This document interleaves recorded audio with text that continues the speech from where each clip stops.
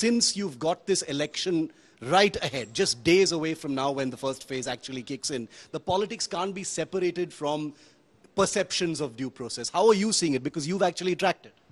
Well, Shiv, I think because I'm a stickler for law, I think it's completely due process. But at the same time, it's political vendetta that is happening in the form of due process. Because unfortunately, that is the way the law is framed. Now, very important to put into perspective that the PMLA law under which all of these leaders are behind jail in itself is challenged before, it's in itself in challenge before the Supreme Court. So the validity of the law in itself is in question. But till the time the Supreme Court does not rule adversely against the law, it is, like Akshay said, unfortunately the law. It is how things happen. Now, putting into perspective what has happened today, it is always an uphill battle for any accused who's been arrested under the PMLA to get bail. Because like Munish also correctly pointed out, at the stage of grant of bail, the court has to be satisfied that the person is innocent. This is one of the biggest criticisms against PMLA. Because unless and until a trial happens in a case, it's not possible for the court to determine whether or not somebody is innocent. Absolutely. That's what a lot of senior lawyers also have said, that it is extremely draconian.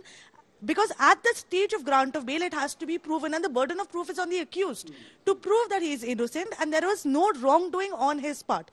Which is why today, even in the Sanjay Singh case, when the Supreme Court raised very pointed questions to the ED knew that in case bail is granted to Sanjay Singh, despite them telling the court not to do it, that in the order there can be seriously adverse observations because the court might find that there was no involvement of Sanjay Singh, which is something that they wanted to avoid, which is why they took a very strategical step of not opposing his bail so that they can reduce the length of the judgment that is coming in from the Supreme Court. There are not too many observations against the ED.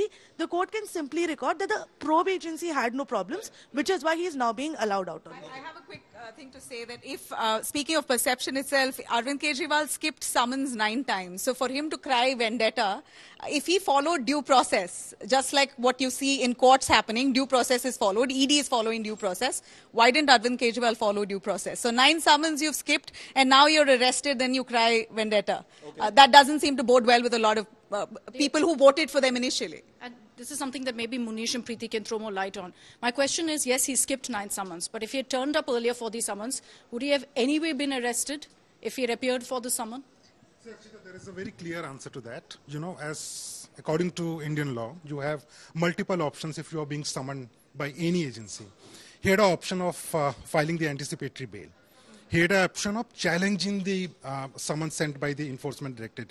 Every time, from the first time when he was summoned in the month of November last year, he always said that ED is going to arrest me. If you are so sure that ED is going to arrest you, why don't you go to the lower court, the high court and the Supreme Court? You could have avoided this day of getting arrested, but he never went to the court because he also knew that the amount of evidence, and why I'm saying this, because it has been almost 1.5 years since the time the enforcement directorate started naming Arvind Kejriwal in their charge sheet, saying that he spoke to Vijay Nair, he spoke to Samir Mahendru, there was some conspiracy. So ED has been very transparent as far as Arvind Kejriwal is concerned. But he never went to the court fearing that if the anticipatory bail application gets rejected, then sure he is going to arrest it.